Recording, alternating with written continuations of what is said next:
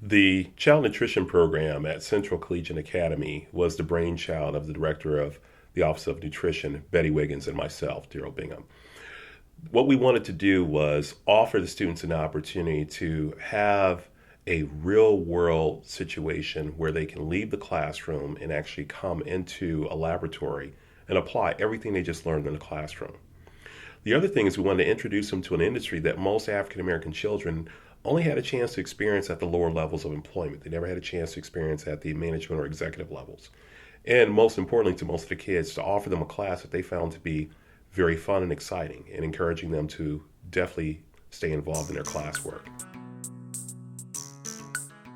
In the classroom this semester, what we focused on up to this point was rebranding how the cafeteria operates.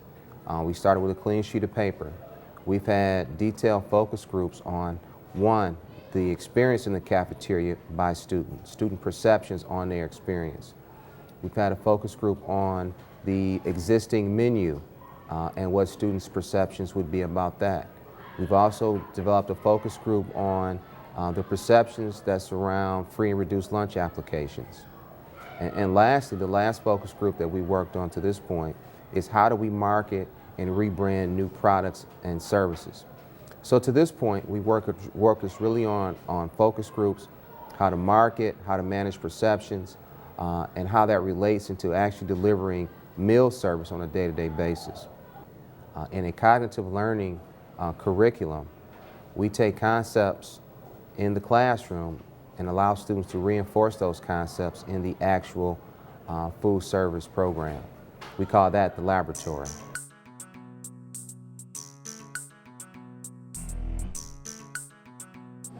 Well, there are several aspects to the child nutrition program as it relates to operations.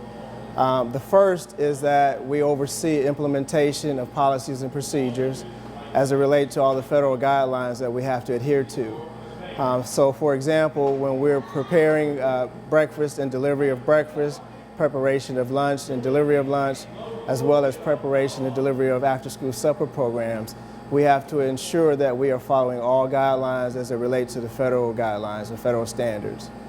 In addition, another responsibility of operations is to make sure that what the students learn in the classroom, they have an opportunity to apply immediately in a real-life situation.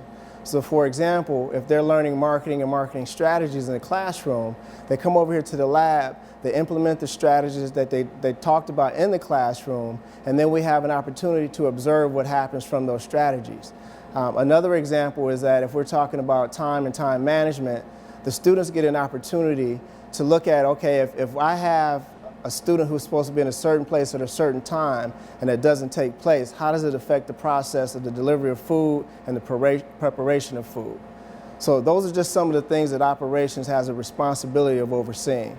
So initially we talked about food preparation for breakfast, delivery for breakfast, food preparation for lunch, and food preparation for after-school supper programs.